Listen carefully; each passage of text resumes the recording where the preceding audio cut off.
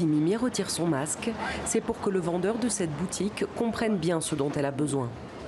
Elle est devenue sourde quand elle était enfant et a appris à se débrouiller pour se faire comprendre des personnes entendantes.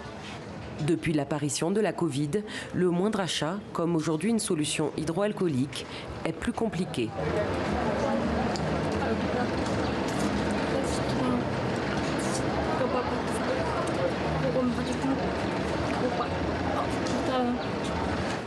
Autre problème, en Éthiopie, les prix changent régulièrement et dans de nombreux magasins, il n'y a pas d'étiquette.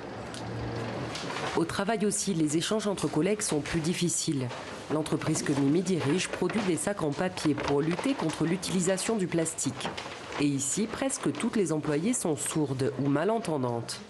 Leur langue, la langue des signes, comporte de nombreuses expressions du visage.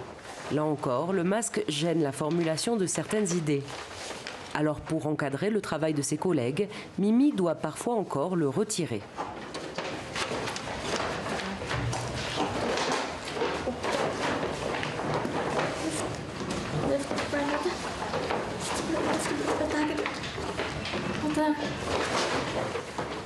Allô, bonjour. Sega, l'interprète, traduit aux employés ce qu'elle entend à la télé ou à la radio. Lorsqu'au début de l'épidémie, la société a dû fermer, certaines d'entre elles ont été presque coupées du monde car peu de familles pratiquent la langue des signes.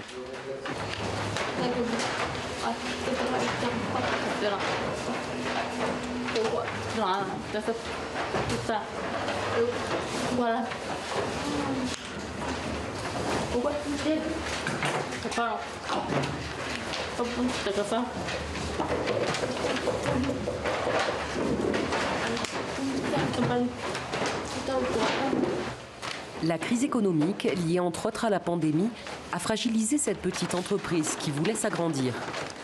Le salaire des employés a été maintenu, mais leur journée de travail raccourcie.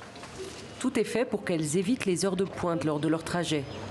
Pour rentrer chez elles, elles prennent des minibus, souvent bondés où le risque de contamination est élevé.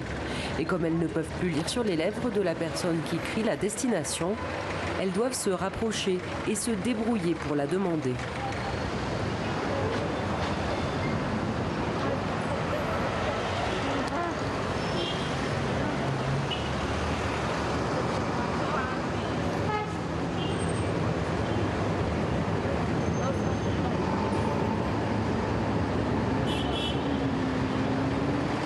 Les masques transparents adaptés sont difficiles à trouver en Éthiopie et ils ne résoudraient pas tous les problèmes puisqu'il faudrait que toute la population en porte, pas seulement les personnes sourdes.